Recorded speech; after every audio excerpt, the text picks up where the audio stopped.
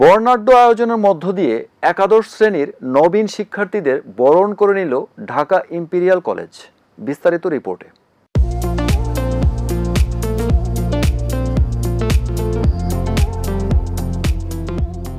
বর্ণাঢ্য আয়োজন ও উৎসবমুখর পরিবেশে অনুষ্ঠিত হল ঢাকা ইম্পেরিয়াল কলেজের ৩০তম ব্যাচের নবীন বরণ। অনুষ্ঠানে ১,৪০০ নবীন শিক্ষার্থীকে আনুষ্ঠানিকভাবে বরণ করে নেওয়া হয়।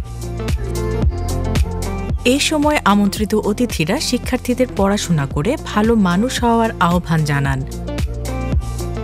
৭ নভেম্বর রাজধানীর রাওয়া কনভেনশন সেন্টারের হেলমেট হলে এই নবীনবরণ অনুষ্ঠানের আয়োজন করা হয়। এতে সভাপতিত্ব করেন কলেজ অধ্যক্ষ আরিফ আহমেদ। যাদের উদ্দেশ্যে আজকের আয়োজন আমাদের অত্যন্ত প্রাণপ্রিয়, আমাদের এই ব্যাচের ৩১তম ব্যাচের নবীন শিক্ষার্থীবৃন্দ, সবাইকে আমার পক্ষ থেকে আন্তরিক অভিনন্দন জানাচ্ছি এবং শুভেচ্ছা জানাচ্ছি।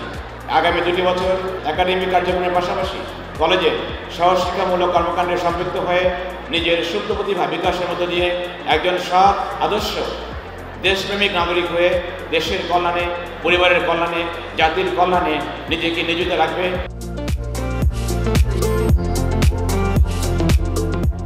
অনুষ্ঠানে প্রধান অতিথি ছিলেন জাতীয় বিশ্ববিদ্যালয়ের উপাচার্য অধ্যাপক মোহাম্মদ লুৎফর রহমান।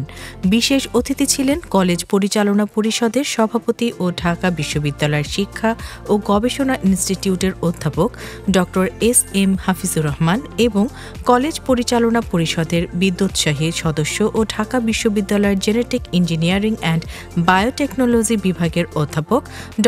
মোহাম্মদ নাজমুল আহসান। শিক্ষার্থীদের উদ্দেশ্য কি? সুন্দরভাবে পড়াশোনা করব, পড়াশোনা করে নিজের জীবনটাকে গড়ব, সেইটাই তো আমাদের মূল উদ্দেশ্য। এত ভালো একটা কলেজে আমরা ভর্তি হয়েছি, স্বনামধন্য কলেজে ভর্তি হয়েছি, নিশ্চয়ই বাবা মা চান যে এই কলেজ থেকে আমরা ভালোভাবে ফলাফল করি, নিজের জীবনটাকে গড়ি। আমি তোমাদেরকে বরণ করে নিচ্ছি কলেজের পক্ষ থেকে, তোমাদের জন্য অন্তর থেকে দোয়া করি, তোমাদের জন্য শুভকামনা রইল।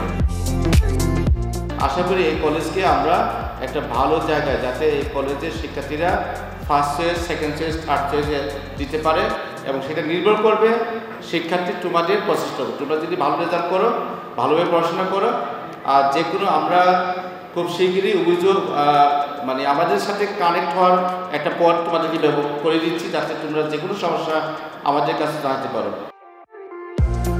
শিক্ষার্থীরা শিক্ষার মাধ্যমে নিজেকে যেমন আলোকিত করে, তেমনি সমাজকে আলোকিত করে। এটি আমাদের প্রত্যাশার জায়গা। আমাদের শিক্ষা গ্রহণ হোক নিজেকে এবং সমাজকে আলোকিত করবার জন্য। শিক্ষা শুধু নিজেকে আলোকিত করবার জন্য নয়, দেশ ও জাতির উন্নয়নে যে শিক্ষা কোনো ভূমিকা রাখে না, সেই শিক্ষা কোনো মানদণ্ডের শিক্ষাই নয়।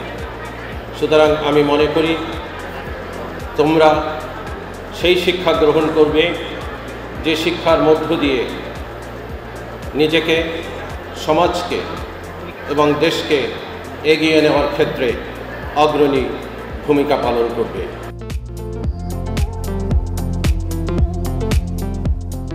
আলোচনা পর্বে স্বাগত বক্তব্য রাখেন কলেজের উপাধ্যক্ষ মোহাম্মদ দেলোয়ার হোসেন মৃধা।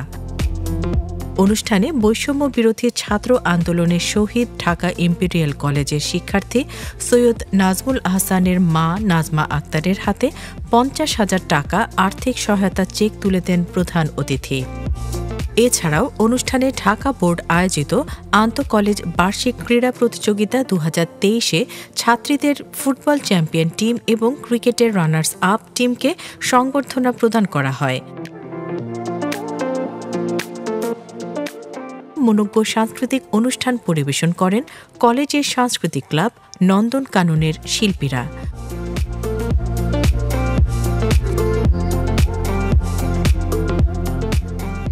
সঙ্গীত পরিবেশন করেন জনপ্রিয় ব্যান্ড দল সাবকনসাস।